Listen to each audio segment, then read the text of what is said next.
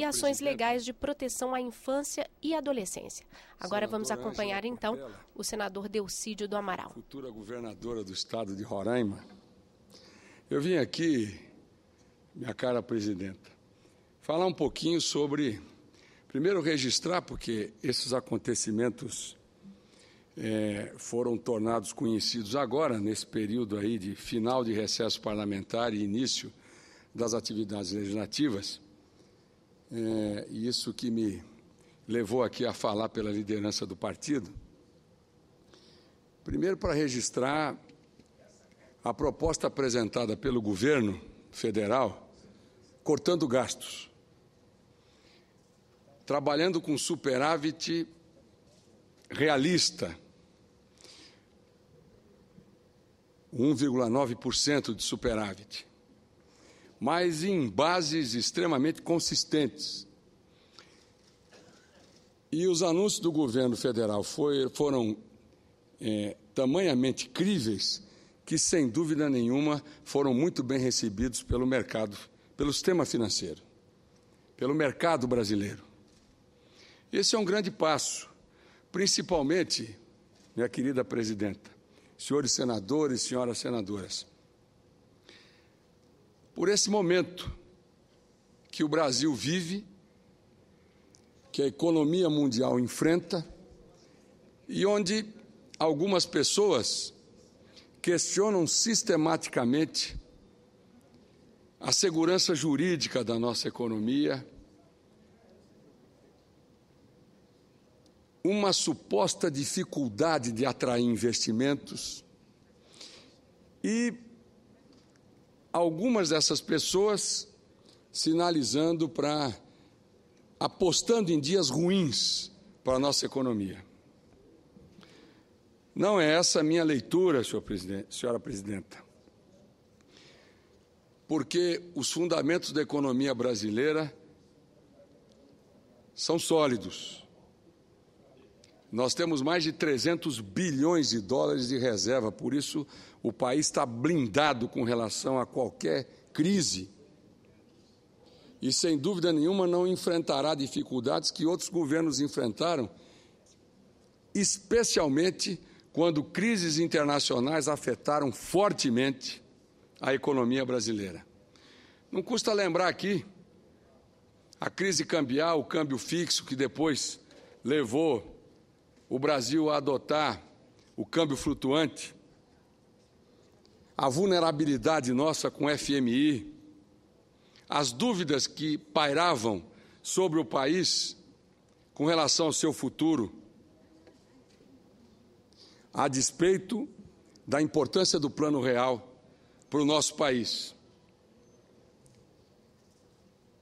Mantido nos seus fundamentos pelo presidente Lula, quando ao assumir em 2003, com uma inflação elevada, com perspectivas pessimistas, manteve os fundamentos do Plano Real e, efetivamente, teve competência para conduzir o Brasil para um lugar de ponta no cenário mundial. Eu não tenho dúvida, senadores e senadoras, que nós marcharemos no rumo certo. A nossa economia não tem crescido como todos nós esperávamos. Mas hoje, no concerto das nações, nessa integração do Brasil com outros países, continentes que ainda enfrentam dificuldades econômicas, que estão se restabelecendo do baque que enfrentaram a partir de 2008, a nossa economia tem pilares sólidos. E agora, a economia sendo contemplada com um corte vigoroso num ano eleitoral, ao contrário do que muitas pessoas diziam, que o Brasil, no ano eleitoral, não ia tomar as medidas cabíveis para reduzir os gastos do governo. Felizmente, esses cortes foram anunciados na semana passada e com reflexos extremamente positivos no mercado financeiro. Basta ver até o impacto do câmbio. O câmbio já caminhando para patamares muito mais compatíveis e dentro daquilo que os economistas do governo federal projetam. E, senhora presidenta, senhores senadores, senhoras senadoras, no bojo dessas notícias, ontem, há informações importantes prestadas pela Petrobras que eu não poderia deixar de destacar nesse momento. Primeiro, no que se refere à produção de petróleo. Já passamos dos 400 mil barris no pré-sal. Meu caro senador Pedro Simão, um grande desafio tecnológico. Muitas companhias de petróleo, aqui próximas, do Golfo do México, levaram 8 anos para chegar a esse montante de produção de petróleo. E nós chegamos a esse montante em muito menos tempo, em 8 anos. As empresas, muitas delas grandes companhias de petróleo mundiais, levaram muito mais do que isso, 16 anos, 12 anos. E operando no pós-sal, não no pré-sal, que envolve tecnologias extremamente avançadas para atingir esses objetivos. Portanto, uma grande vitória quando muita gente aposta num mau desempenho da Petrobras. Uma vitória que reflete a qualidade dos seus técnicos, o profissionalismo da sua gestão, competentemente comandada pela presidenta Graça. Não podia deixar de destacar também algumas notícias que foram veiculadas. Primeiro, que a Petrobras não investia na recuperação dos seus campos. Nós estamos perdendo produção nos campos da bacia de Campos de menos de 10%, quando as práticas internacionais atingem de 14% a 20%. Portanto, a Petrobras tem cuidado dos seus campos, tem feito a reexplotação desses campos. E outro detalhe importante também, senhores senadores e senadoras, notícias que veicularam que para cada barril de petróleo a Petrobras produzia um barril de água. É importante registrar que nós utilizamos água para injetar nos campos, para aproveitar ao máximo a produção de petróleo e gás. E nós estamos muito abaixo também das práticas internacionais, internacionalmente reconhecidas, que prevêem para cada barril de petróleo de 3 a 4 barris de água. Essas informações são importantes porque, às vezes,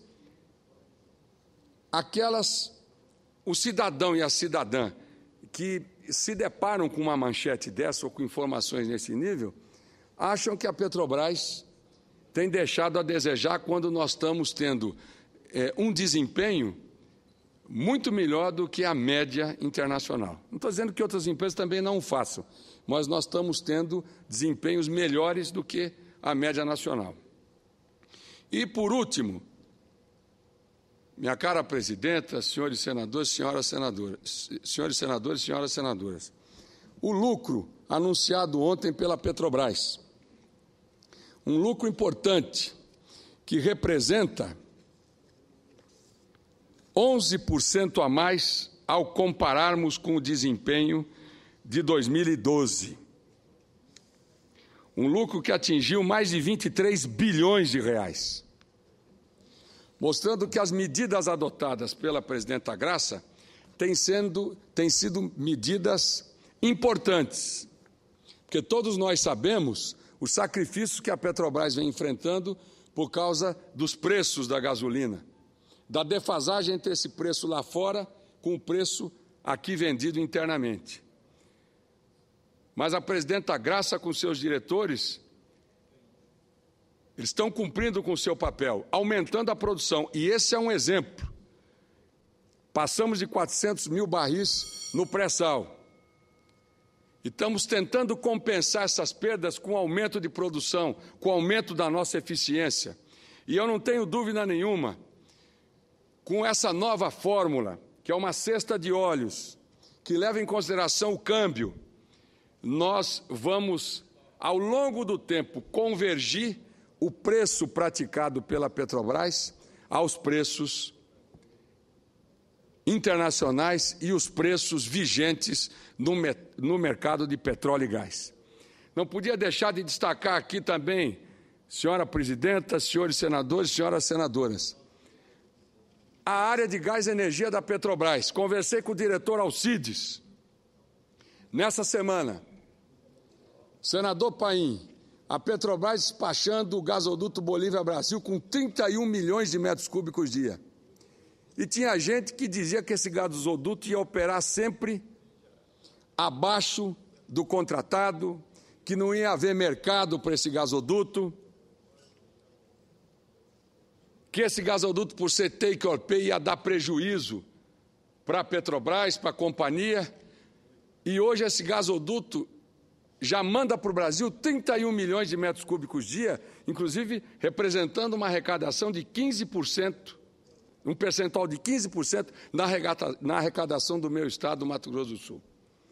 Gerando outros projetos importantes na área industrial, como a fábrica de fertilizantes em Três Lagoas. Entrando nas indústrias, o gás é um combustível limpo e, portanto, dá muito melhor qualidade aos produtos fabricados, utilizando como insumo o gás natural na siderurgia, na cerâmica lá no sul do Brasil. E, portanto, mostrando os acertos de toda essa política adotada. Nós estamos despachando, essa semana, 8.000 megawatts firmes de termoeletricidade. 8.000 megawatts é o equivalente, considerando o fator de carga de Itaipu, a uma usina do tamanho de Itaipu. Talvez uma usina um pouco maior que a usina de Itaipu. Talvez 1,5 vezes a nossa hidrelétrica de Itaipu binacional. Portanto, é uma energia extraordinária, especialmente no momento onde falta água. Tem chovido pouco ainda. Os reservatórios ainda não se recuperaram da estiagem pela qual o Brasil passou. E importante também registrar, e esse é um desafio que nós temos pela frente, não só a questão da precificação da gasolina, mas também o etanol.